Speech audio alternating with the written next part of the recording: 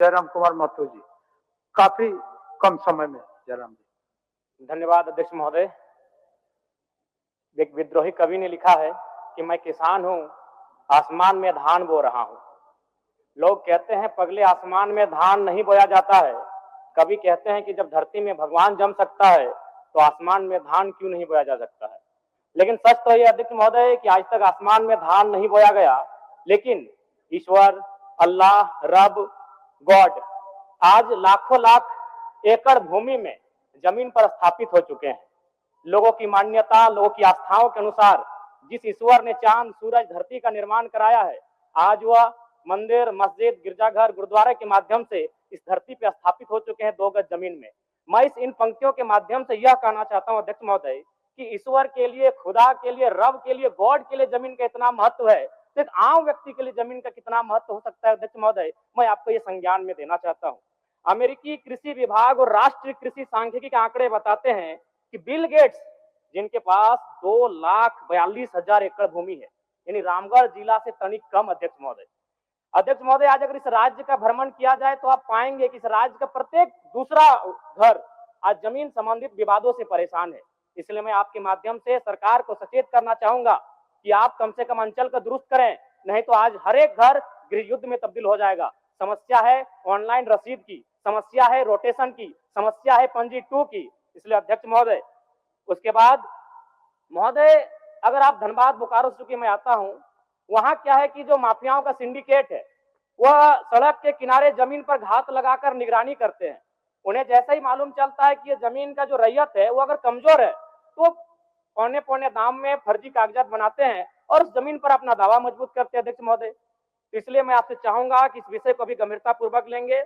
उसके बाद अध्यक्ष महोदय, इस राज्य के तमाम आंदोलन, चुहाड़ विद्रोह से लेके, तमाड़ विद्रोह से लेके बिरसा मुंडा का आंदोलन, वो भूमि पर आधारित आंदोलन रहा है अध्यक्ष महोदय, और उसी के परिणाम स्वरूप इस राज्य में एसपीटी कानून, सीएनटी कानून और विल्किंसन कानून लागू किया गया। लेकिन आज जब आप सड़कों में देखेंगे कि आदिवासी समाज के लोग रांची में सरना झंडा गाड़कर अपनी जमीनों की रक्षा कर रहे हैं, सीएनटी जमीन होने के बाद भी अध्यक्ष महोदय। इसलिए मैं आपके माध्यम से सरकार से चाहूंगा कि सीएनटी संबंधित जो जमीन है उन पर वापसी का प्रावधान किया जाए। अध्यक्ष महोदय, 30 सेकंड चाहेंगे अध्यक्ष महोदय।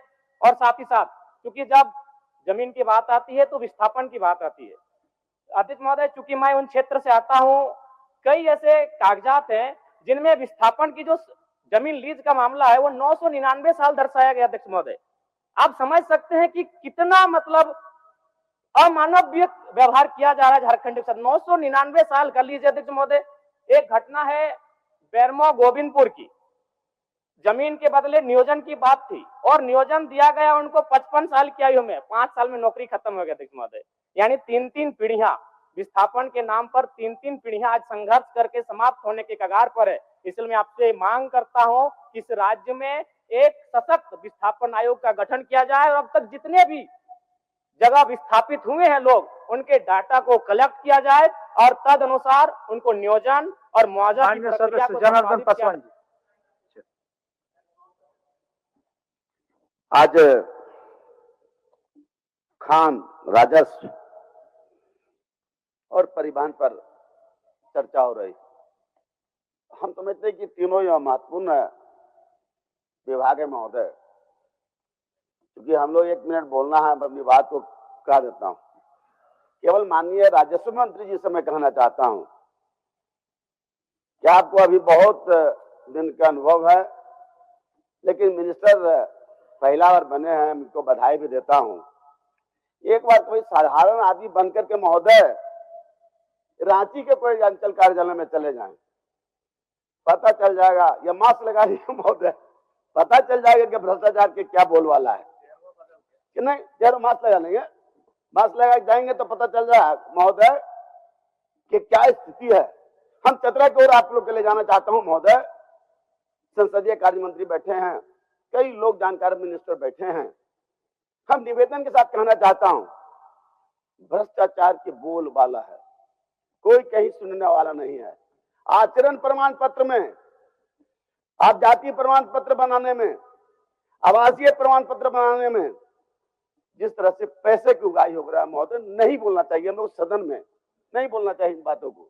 लेकिन माननीय राजस्व मंत्री जी से हमारा एकदम आग्रह है कि एक बार जरूर कहीं रूप बदल के जाइए, पता चल जाएगा वास्तविकता क्या है, जनता कैसे।